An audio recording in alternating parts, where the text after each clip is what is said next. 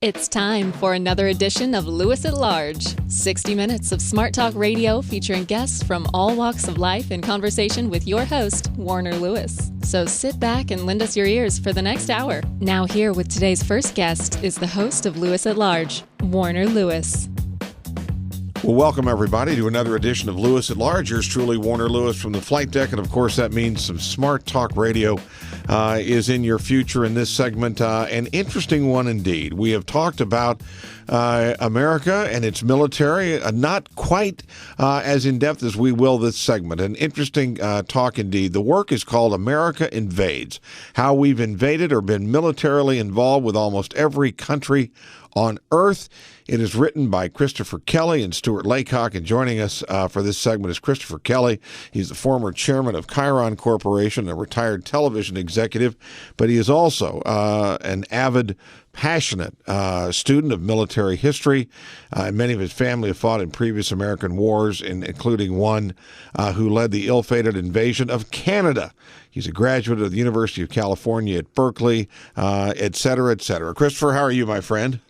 Great. Great to be with you, Warner. Good. I understand that you were joining us from overseas, so all part of your ongoing worldview, I guess. Well, let's talk about that, whether you're in favor of it and happy about it or unhappy about it.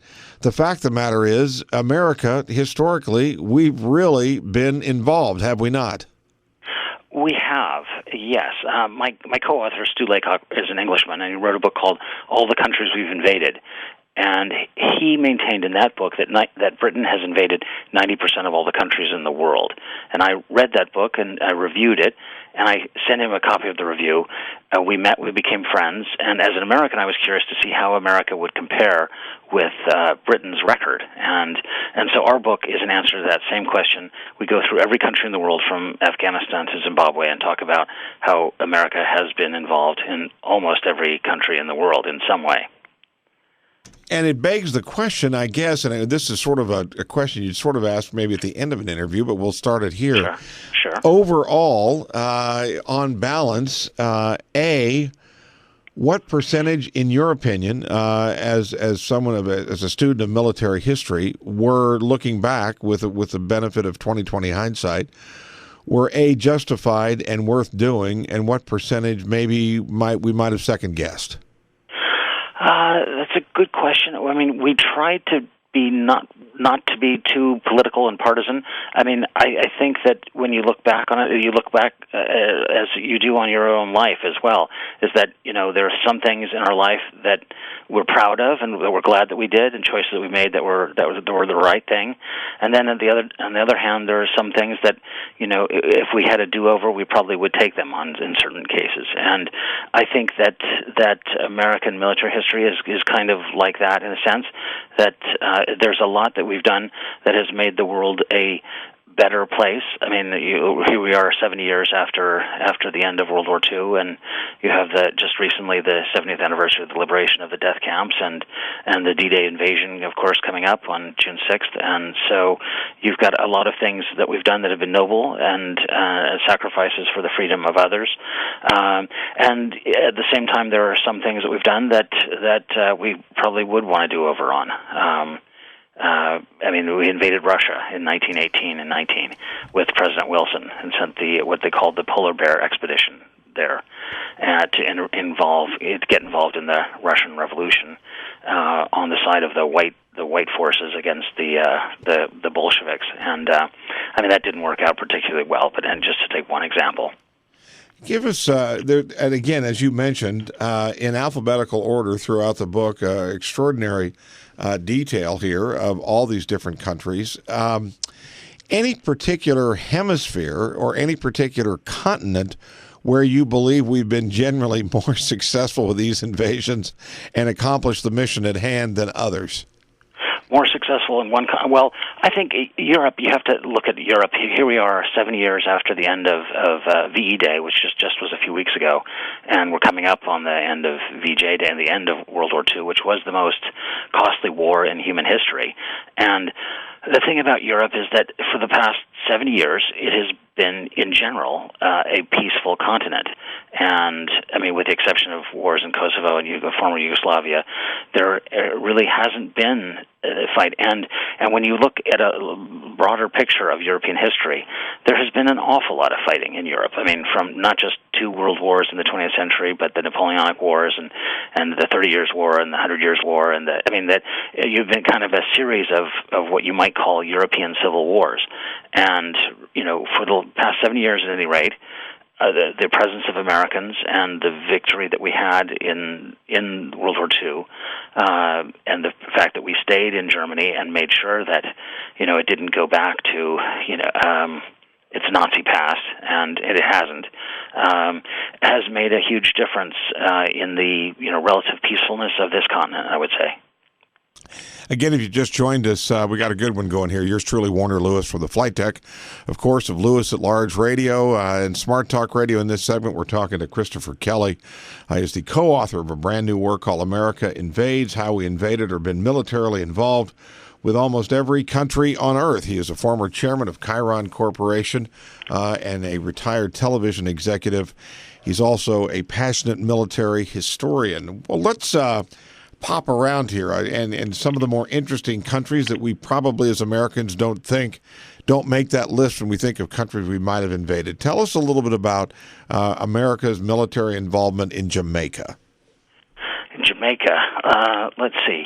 Well, I mean, when you talk about military involvement, we talk about things that are not necessarily invasions. I mean, that, for instance, with Portugal, we've had bases on the Azores since World War II, and they're still there. I mean, because the Azores are a bit of land in the Atlantic where there isn't much land for refueling and things like that.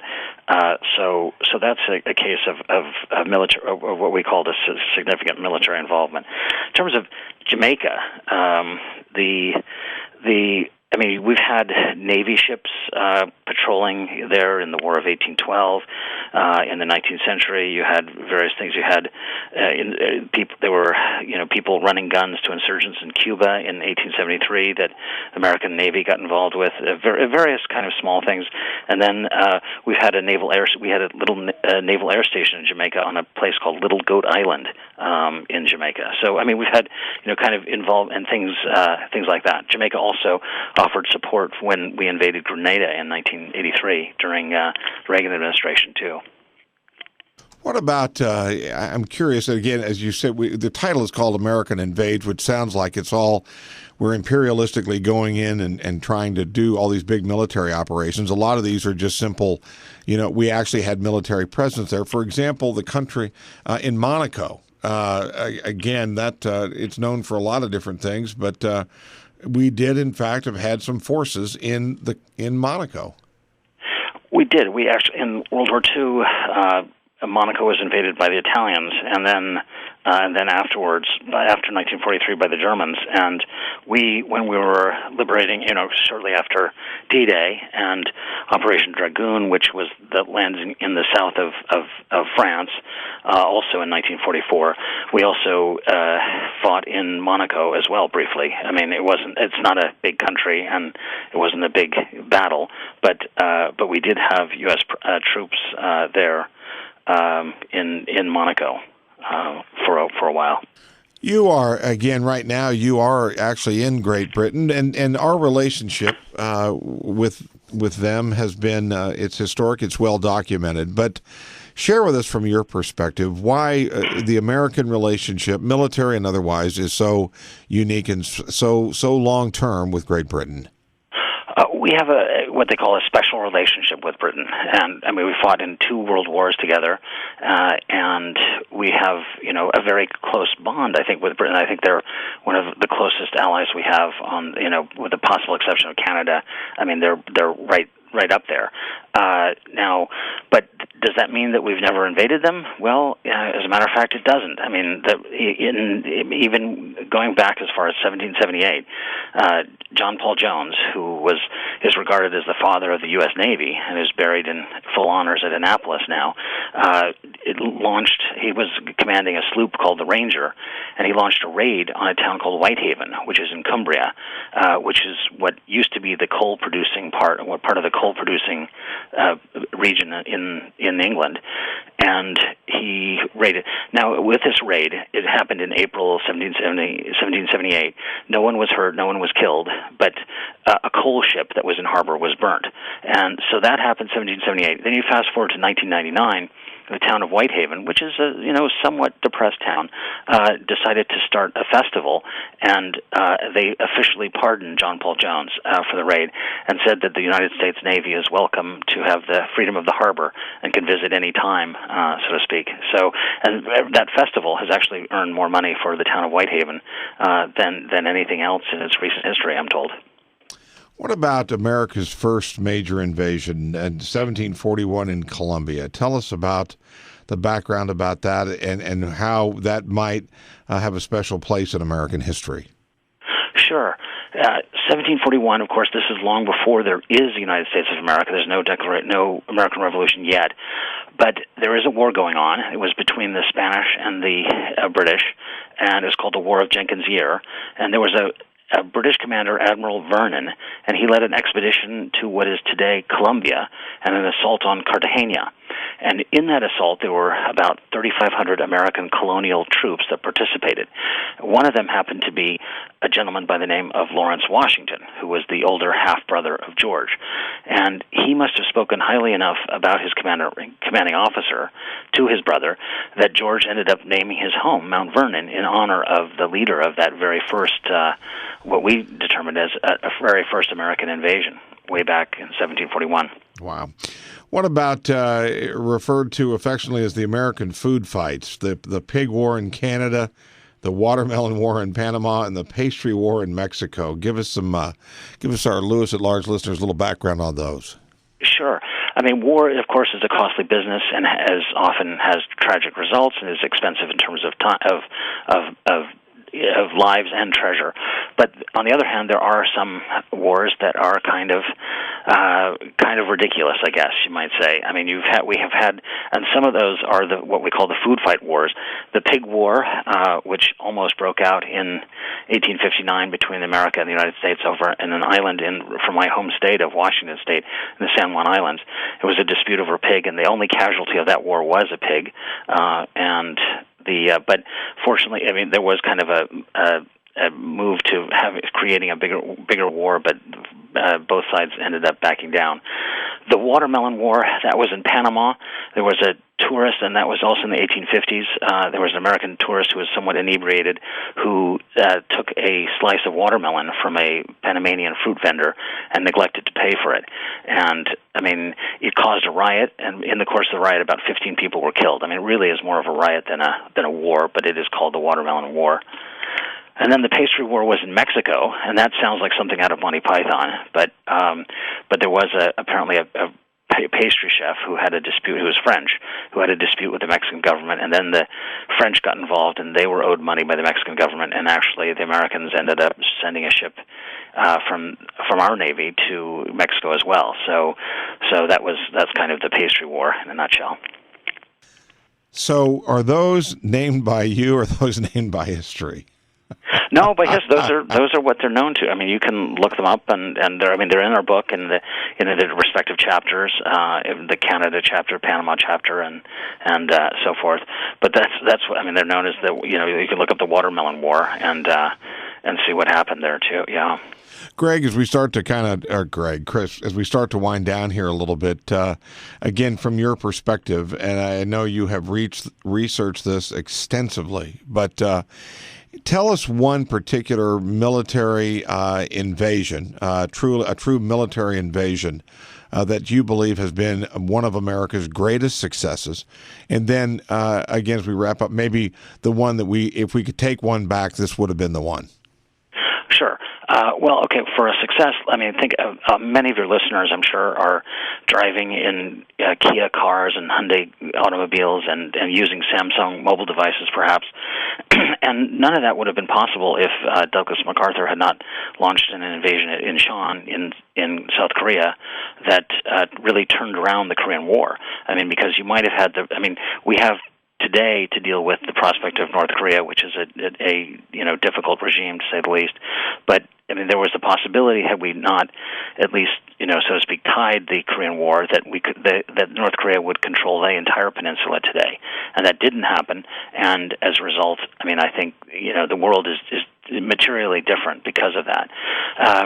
So that would be one that you put to say that it had made a major difference in really improving the way the world is today. One that I think we would take back probably is the deployment in 1983 to Lebanon of the Marines that were blown up in the bunker in Lebanon, who were subsequently withdrawn. They were on a peacekeeping mission, and I mean there were about 300 Marines, several Frenchmen killed, French soldiers killed as well. But that one, I mean, it's hard to put that in a rosy light, I would say. Well, the work is a fascinating one indeed, an amazing compilation of American military involvement around the world over the years. The title is called America Invades, How We've Invaded or Been Militarily Involved with Almost Every Country on Earth, written by Christopher Kelly and Stuart Laycock. Chris, how can people get a copy of the book and find out more about the research that you've done? Thanks. They can find the book on our website at americainvades.com, also on Amazon as well, in ebook form as well. And I should mention that 5% of all proceeds are going to military charities as well. We are a vet-friendly organization. What's on tap for you next? I actually am working on a sequel. It's at the editors right now, and in the fall it's going to be out, and it's going to be called Italy Invades, How Italians Conquered the World. And I think it's going to be full of surprises. I mean, that 1 in 12 American soldiers in World War II were of Italian ancestry, for example. And we're going to be talking about things like that, among many others. Well, we appreciate your time and insights, and best of luck, and we'd love to have you back on again. Warner, it's been a pleasure. You bet. We'll be back with more right after this on Lewis at Large.